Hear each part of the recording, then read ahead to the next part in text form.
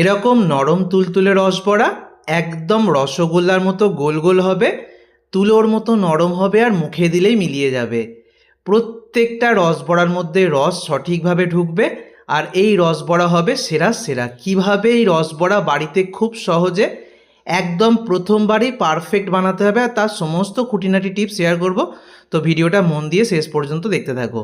রসবড়ার জন্য প্রথমেই রসটা বানিয়ে নেব। তো এখানে চিনির শিরাটা বানাচ্ছি আমি। 500 গ্রাম চিনি দিয়েছি। যতটা চিনি দিয়েছি তার ডবল দিতে হবে জল। যে পাত্র করে চিনিটা নেবে তার ডবল জল দিয়ে দেবে। রসবড়ার রস কিন্তু পাতলা করতে হবে, কোনো অবস্থাতেই মোটা শিরা করা যাবে না, তাহলে কিন্তু রস ঢুকবে না। 4টে এলাচের মুখ ফাটিয়ে দিয়ে দিলাম। রসটা হতে থাক, ততক্ষণে আমি বিউলির ডালটা দেখিয়ে দিচ্ছি। রসবড়ার জন্য লাগে বিউলির ডাল বা কলাইয়ের ডাল, যেটা সারা রাত জলে ভিজিয়ে রেখে দিয়েছিলাম। এবারে আমি মিক্সার জারের মধ্যে নিয়ে নিয়েছি আর অল্প পরিমাণ জল দিচ্ছি। খুব বেশি জল দেবে না।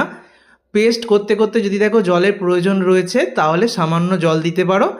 তো দেখো আমি ডালটাকে একদম মিহি করে বেটে নিয়েছি। বেটে নেওয়া বিউলির ডালটাকে আমি একটা পাত্রের মধ্যে নিয়ে নিচ্ছি। এবার বাকি উপকরণগুলো আমি অ্যাড করব। তার আগে চিনির শিরাটা দেখো হয়ে এসছে। চিনিটা ভালো করে গলে গিয়ে 2-3 মিনিট ফুটিয়ে গ্যাস অফ করে দেবে।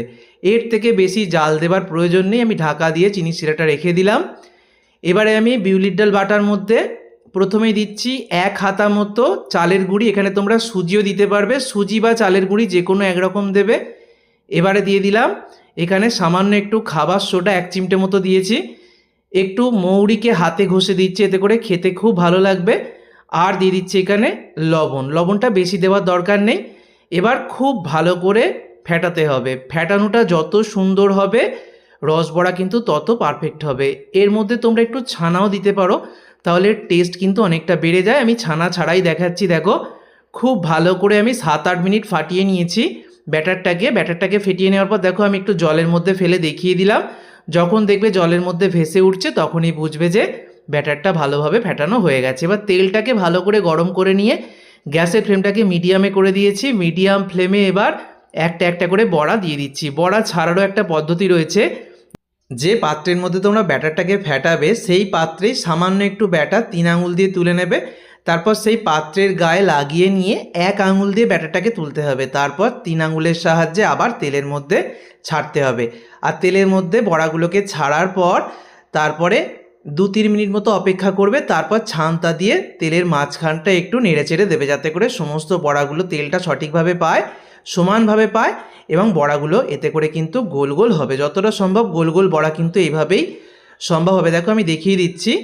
অনেকেরই দেখবে রসবড়ার বড়াগুলো সঠিক হয় না, মানে পারফেক্ট হয় না। কোনোটা গোল, কোনোটা লম্বা, কোনোটা বাঁকা চোড়া হয়, তাতে দেখতে ভালো লাগে না। তাই এই ছোট্ট ছোট্ট জিনিসগুলো মাথায় রাখবে। আর রসটা কিন্তু বা চিনির শিরাটা কিন্তু যেন ভালো মতো গরম থাকে। সেই গরম রসের মধ্যে আমি দিয়ে দিলাম। চিনির শিরাটা ঠান্ডা হয়ে গেলে আবার ভালো করে গরম করে নেবে। এবারও দেখো আবারও দেখিয়ে দিচ্ছি আমি। বড়া ছাড়ার পদ্ধতিটা অবশ্যই খেয়াল করো। আমি 3 আঙুল দিয়ে ছাড়ছি। তারপরে বড়াগুলো যখন সবটা ভেসে উঠবে তখন 2-3 মিনিট পর আমি ছান্তাটাকে ঠিক তেলের মাঝ বরাবর রেখে এইভাবে ঝাঁকাত দেব। এতে করে কি হবে, সমস্ত বড়াগুলো সমানভাবে তেল পাবে আর গোল গোল হয়ে যাবে। এইভাবেই গোল গোল বড়া সুন্দরভাবে তৈরি হয়ে যাবে। আর শেষ পর্যন্ত, প্রথম থেকে শেষ পর্যন্ত বড়া ভাজার গ্যাসের ফ্লেমটাকে মিডিয়ামে রাখবে আর শিরাটা যেন ভালো মতো গরম থাকে। বড়াগুলো ভেজে সঙ্গে সঙ্গেই কিন্তু তেল থেকে ছেঁকে চিনির শিরা দিয়ে দিতে হবে। চিনির শিরাটা যেন ভালো মতো গরম থাকে। গরম না থাকলে কিন্তু রস ভালোভাবে টানবে না।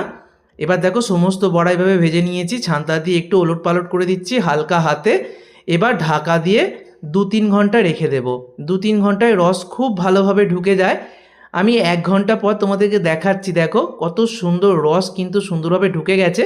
তবে যেটা করতে পারো, এখানে একটা পাত্রের মধ্যেই আমার অনেকগুলো বড়া যেহেতু হয়ে গেছে, 2টো পাত্রে যদি ভাগ করে রাখা যায় সমানভাবে তাহলে কিন্তু খুব সুন্দরভাবে রসটা ঢুকতেও সুবিধা হয়।